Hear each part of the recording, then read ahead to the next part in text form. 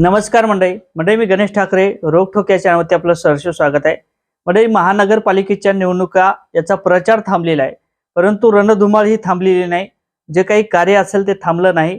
कोणाचे मतदान किती फोडायचे, कोण बुरख्यात येणार, कोण कसं येणार, कोणाची बाजू किती असणार आणि त्या ठिकाणचा जो काही मुंबईचा महापौर असेल तो कोण होणार, हे प्रश्न आहेत। परंतु राज ठाकरे यांना काय वाटते, उद्धव ठाकरे यांना काय वाटते, त्यासोबत आदित्य ठाकरे यांना काय वाटते, एकनाथ शिंदे यांना काय वाटते, मुख्यमंत्री फडणवीस यांना काय वाटते आणि अजितदादा पवार यांना काय वाटते, याही पेक्षा मुंबईचं भवितव्य हे जनतेच्या हातात आहे आणि जनतेला काय वाटते हे महत्त्वाचं असणार आहे। आता जनतेच्या प्रतिक्रिया काय आहेत, मुंबईकरांना काय वाटते, मराठी माणसांना काय वाटते आणि तिथला महापौर हा कोण असला पाहिजे यांना काय वाटते, याच्याविषयी आपण थोडक्यात एक चर्चा करण्याचा प्रयत्न करणार आहोत। मुंबईकरांचं मत काय आहे हे जाणून घेण्याचा प्रयत्न करणार आहोत। तर मंडळी, मी गणेश ठाकरे रोखोक या चॅनलवरती आपलं सहर्ष स्वागत आहे।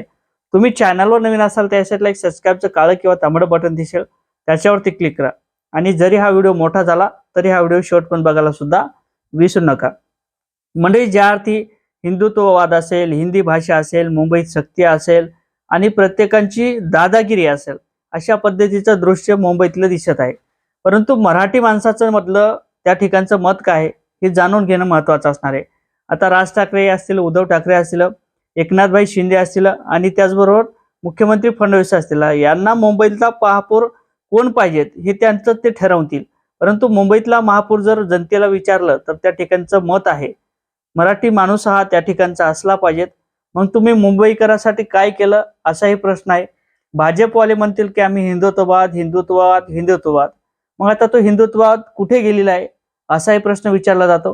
कारण तर त्या ठिकाणी तुम्ही आतापर्यंत म्हणले होते या ठिकाणचा मुंबईतला महापौर हा हिंदूच असला पाहिजे। तुमचं स्पष्ट करण्याची ताकद नव्हती किंवा तुम्ही म्हणत नव्हते की आतापर्यंत या ठिकाणचे जे काही मराठी माणूस असेल तो महापौर झाला पाहिजे असं वाटत होतं किंवा तुम्ही म्हणत नव्हते। परंतु आज तुमची भाषा बदललेली आहे। भाजपवाले म्हणतात की त्या ठिकाणचा महापौर हा मराठी माणूस असला पाहिजे। राष्ट्रवादीवाले म्हणतात महापौर हा मराठी माणूस असला पाहिजे। एकनाथभाई शिंदे सुद्धा म्हणतात मराठी माणूस असला पाहिजे। त्याचबरोबर आदित्य ठाकरे, राज ठाकरे यांचं तर सुरुवातीपासूनच म्हणणं आहे, उद्धव ठाकरे यांचं तर सुरुवातीपासूनच म्हणणं आहे की मुंबईचा महापौर हा मराठी माणूसच असला पाहिजे। परंतु सर्वसामान्यांचं जे काही मत आहे ते अशा पद्धतीने, आता मुख्यमंत्री फडणवीस साहेब म्हणतात, त्यांच्या भाषणात त्यांनी सांगितलेलं आहे या ठिकाणी आम्ही विमानतळ आणलेले आणि परत एकदा नवीन विमानतळ आणणार आहोत, तिसरं विमानतळ या ठिकाणी असणार आहे। खरंच त्या मराठी माणसाला किंवा मुंबईकरांना विमानतळाची गरज आहे का? सर्वसामान्य झोपडीत राहणारा माणूस, त्यांना विमानतळाची गरज आहे का? त्यांना कुठे विमानतळाने फिरायचंय का, विमानाने फिरायचं आहे का? श्रीमंत लोकांना फिरायचं असेल, ऑलरेडी त्यांच्याकडे विमानतळ आहेत आणि विमानतळ फिरायची गरज नाही किंवा विमानतळावरती ज्यांना जायचं आहे ते जाणारच आहेत। परंतु सर्वसामान्य जो माणूस असेल त्यांना त्या ठिकाणी महागाईचं पडलेले, या ठिकाणी नाल्या नाहीत, या ठिकाणी रस्ते नाहीत, या ठिकाणी हॉस्पिटलची सुविधा नाही किंवा एखादा पेशंट जर त्या ठिकाणी हॉस्पिटलला हलवायचा असेल तर त्यांना त्या गड्ड्यातून जावं लागतं, त्या नालीची जे काही गड्डे असतील ते पार करावं लागतात। त्या ठिकाणी स्वच्छता नाही, त्याचं महत्त्व सर्वसामान्य माणसाला आहे। तुम्हाला काय विमानतळ आणायचे त्याच्याशी काही फरक पडणार नाही सर्वसामान्य जनतेला, मुंबईकरांना। आता राज ठाकरे आणि उद्धव ठाकरे जर मराठी भाषेवरती किंवा हिंदी भाषेवरती सक्ती करण्याचा जो काही निर्णय भाजप सरकारच्या माध्यमातून घेतला होता त्याच्या समर्थनात किंवा मराठी माणसाला जे काही अस्तित्व असेल ते टिकलं पाहिजे म्हणून एकत्र जर आले असतील तर यांचं पोट दुखण्याची काही गरज नाही।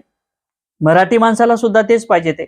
आतापर्यंत मनसे असेल, मनसेची एक बाजू असेल, तो मारतात ते किंवा धरपड करतात किंवा धरून आणतात, कोणाला तरी चोपतात, हे काही सर्वसामान्य माणसाला चोपत नाही। जर एखादी भाषेच्या विरोधात जात असेल किंवा एखादी जर दादागिरी त्या ठिकाणी करत असेल, परप्रांती जर करत असेल, जर तो परप्रांती जर नवीन आला असेल तर त्याला ते चाप देतात। आता अनेक लोक त्या ठिकाणी मुंबईत परप्रांती आहेत आणि जे काही असतील ते त्यांच्या बाबापासून काकापासून त्या ठिकाणी जन्मला आलेले असतील, अशी लोक मराठी माणूस आहेत।